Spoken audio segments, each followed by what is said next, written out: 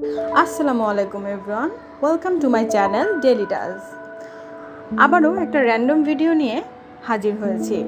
সেবার গিয়েছিলাম Saint Martin. জীবনে প্রথমবার সেন্ট মার্টিনে ভ্রমণ করতে গিয়ে আমার অনেক এক্সপিরিয়েন্স হয়েছে, সেই সাথে আমি অনেক এক্সাইটেডও ছিলাম। এই যে দেখছেন বড় বড় জাহাজ, এই জাহাজগুলোতে চড়েই কিন্তু সেন্ট মার্টিনে যেতে হয়। অনেকেই হয়তো চিনেন এই জাহাজগুলো, নতুন করে চেনানোর কিছুই নেই।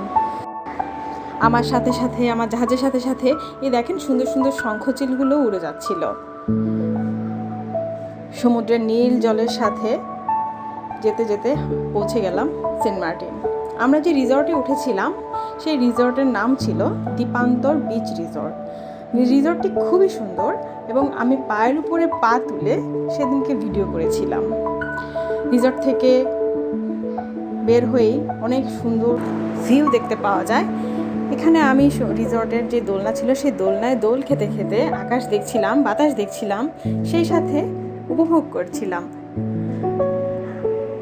দোলনায় দোল খেতে খেতে এক পর্যায়ে মনে হচ্ছিল ঘুম পেয়ে যাচ্ছে, কিন্তু আমি তো ঘুমাবো না। আমি এই রিসর্টের সুন্দর পরিবেশটাকে খুব এনজয় করছিলাম।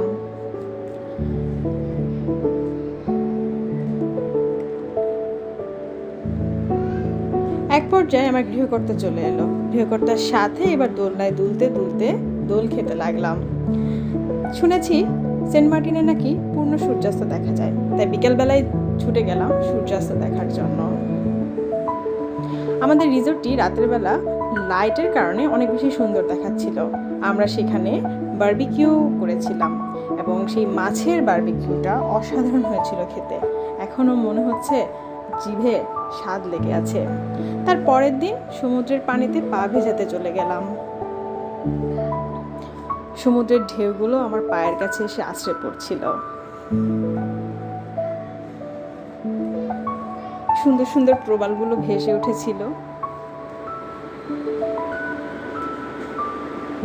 আমাকে দেখলেই বোঝা যাবে আমি কতটা এক্সাইটেড ছিলাম। তারপরের দিন ছেড়াদ্বীপের উদ্দেশ্যে রওনা করেছিলাম। ছেড়াদ্বীপের মনোরম সৌন্দর্য দেখে আবার সেই ঢাকার যান্ত্রিক কোলাহলে ব্যাক করলাম। আবারও সেই শঙ্খচিল, সূর্য এবং সমুদ্রের সাথে ঢাকায় ব্যাক করলাম।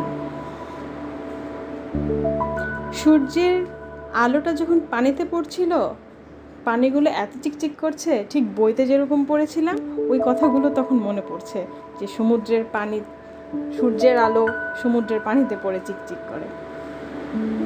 আমাদের সাথে সাথে আবারও সেই শঙ্খচিলগুলোও আসছিল। তবে যাই হোক, এখনও যারা আমার চ্যানেলটি সাবস্ক্রাইব করেননি, অনুগ্রহ করে আমার চ্যানেলটি সাবস্ক্রাইব করবেন, সেই সাথে ভিডিওতে একটা লাইক দিবেন। আর আমার সাথে ধৈর্য সহকারে এতক্ষণ ভিডিও দেখার জন্য আপনাদের অসংখ্য অসংখ্য ধন্যবাদ। আবারও আসবো কোনো একটা ভিডিও নিয়ে, শেষ পর্যন্ত সাথেই থাকবেন। ধন্যবাদ সবাইকে।